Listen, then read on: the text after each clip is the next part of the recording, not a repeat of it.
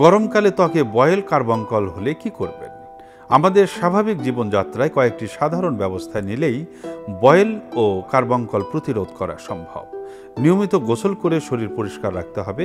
এছাড়া অ্যান্টিসেপটিক সাবান ব্যবহার করতে হবে। পাতলা ও ঢিলে ঢালা কাপড় পরতে হবে। বেশি আঁটসাঁট কাপড় পরলে ঘাম জমে ইনফেকশন হওয়ার আশঙ্কা বাড়ে। শরীরকে ঠান্ডা ও শুষ্ক রাখতে ট্যালকম পাউডার ব্যবহার করতে হবে।